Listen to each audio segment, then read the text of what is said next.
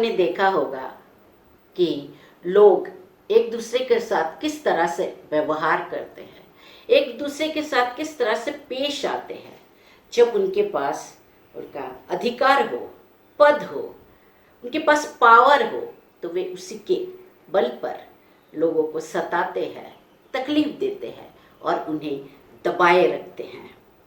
उनका रवैया कई बार ऐसा होता है कि मुझे जो जी में आए मैं कर सकता हूँ, मेरी मर्जी, कौन मुझे रोकेगा, कौन मुझे टोकेगा, कौन मेरा क्या बिगाड़ सकता है, मैं अपने मन का मालिक हूँ।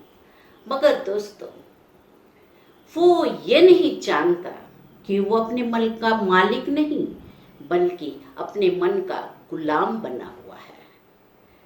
उसके पास अधिकार है, पावर है, तो इसका मतलब ये नहीं है कि वो कुछ भी करे। दूसरों को सताने का, उन्हें नीचा दिखाने का, उन्हें तकलीफ देने का, दबाए रखने का कोई अधिकार उसे नहीं है। और वो तो ये भी नहीं जानता कि कुदरत का कानून, इंसाफ का ईश्वर किस तरह से काम करता है। मैं हूँ अंजलि मंडल, डिवाइन विजडम चैनल में आपका स्वागत है। दोस्तों, एक ही बात को हर कोई अपने अपने तरीके से समझता है, उसे लेता है। हर किसी को समझने की जो क्षमता है वो अलग अलग होता है। समझने की क्षमता सबको एक जैसा नहीं होता है और ना ही उनके विचार और भावनाएं एक जैसी होती है।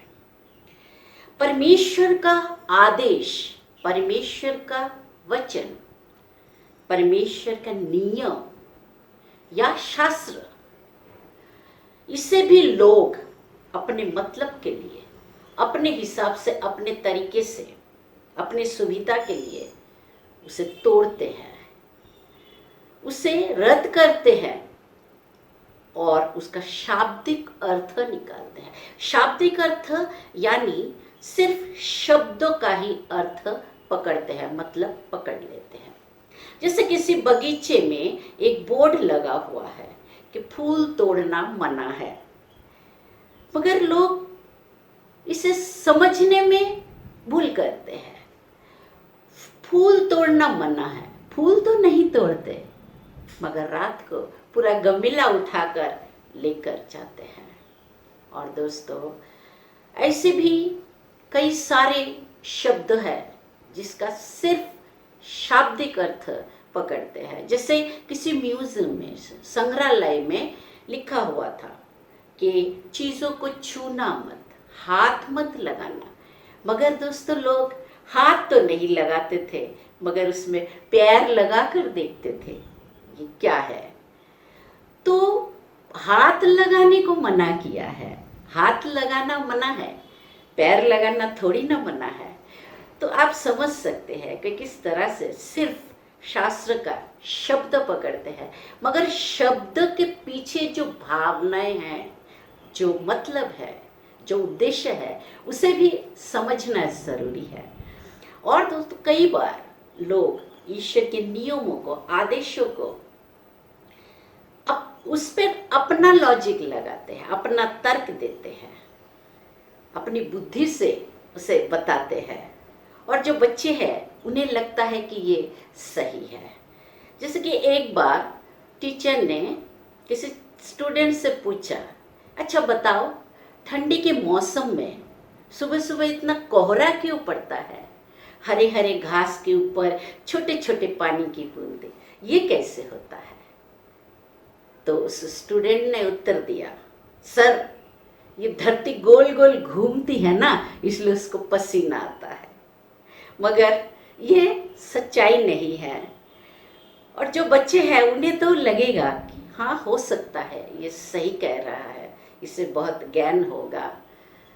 तो लोग जो शास्त्र का वचन है, जो ईश्वर का आदेश है, उसे भी इसी तरह से व्याख्यान करते हैं कई बार, मगर उसका अर्थ वो नहीं होता है।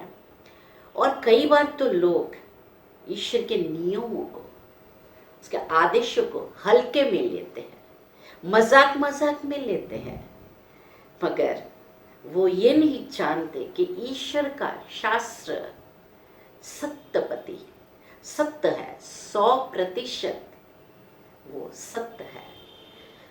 जैसे किसी का कोई पतंग उड़ा रहा था तो उसका पतंग बिजली के तार पर उलझ गया, तो वो अपने दोस्त से कहता है कि अब तो कानून को बुलाना पड़ेगा उसे उतारने के लिए। तो उसका दोस्त कहता है कानून को क्यों? तो वो कहता है क्योंकि कानून के हाथ लंबे होते हैं। कानून के साथ भी लोग इसी तरह का मजाक करते हैं, हल्के में लेते हैं। मगर दोस्तों, कानून का सिर्फ हाथ ही नहीं बल्कि पैर भी लंबे होते हैं। दोस्तों, जब कोई इंसान गुनाह करता है, अपराध करता है, पाप करता है, लोगों के साथ अन्याय अत्याचार करता है, कुदरत का कानून उस तक पहुंचता है, भले ही कानून उस तक पहुंचे या ना पहुंचे। दोस्तों, हम देखते हैं कि लोग अपनी परंपरा, अपने नियमों को बनाए रखने के लिए ईश्वर के नियमों को तोड़ते हैं। अपनी इच्छा पूर्ति के लिए ईश्वर का दिया हुआ नियमों को तोड़ते हैं, और इसका उदाहरण शास्त्र में भरा पड़ा है।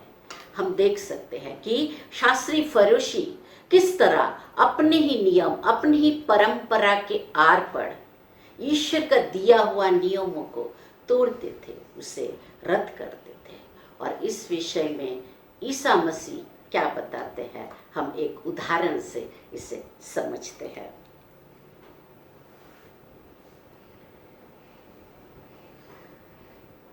ईसा मसीह ने कहा, परंतु तुम लोग ये मानते हो कि यदि कोई अपने पिता या अपनी माता से कहे आपको मुझसे जो लाभ हो सकता था वह कुर्बान अर्थात ईश्वर को अर्पित है, जो उस समय से वो अपने पिता या अपनी माता के लिए कुछ नहीं कर सकता है।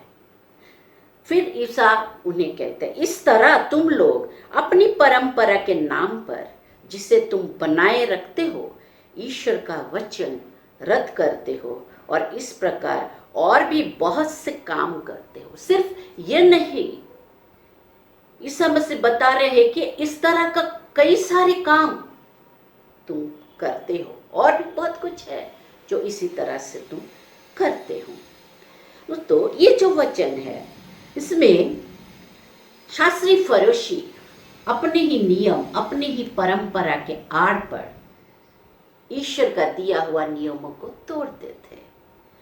वो अपने माता पिता का देखभाल नहीं करते थे, उनकी जरूरतें पूरी नहीं करते थे, और उन्हें कहते थे आपको जो देना था आपके लिए हम कुछ नहीं कर सकते, क्योंकि वो मंदिर में अर्पित है, वो कुर्बान है, और उससे हम आपके लिए कुछ नहीं कर सकते।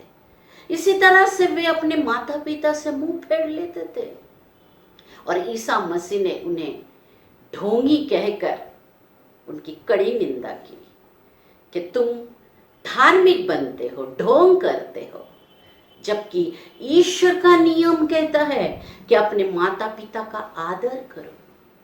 जो अपने माता पिता को श्राप दे उसे प्राण दंड दिया जाएगा। दोस्तों, आज जब कोई किसी का रेप करता है, किसी का हत्या करता है, तो उसे फांसी की सजा सुनाई जाती है, मगर परमेश्वर का वचन, शास्त्र कहता है कि जो अपने माता पिता के अनादर करता है, माता पिता के साथ अन्याय करता है या उसे श्राप देता है, तो वो प्राणदंड जैसे घिनौना अपराध करता है। दोस्तों, हम समझ सकते हैं कि ईश्वर का नियम किस तरह से काम करता है। जब भी कोई इंसान गुनाह करता है, अपराध करता है, पाप करता है, अन्याय अपराध करता है, तो कानून उस इंसान तक पहुंचे या ना पहुंचे, उसे सजा दे या ना दे, मगर कुदरत का कानून, इंसाफ का ईश्वर उस इंसान तक जरूर पहुंचता है और उसे अपना फैसला ज़रूर सुनाता है। आमीन।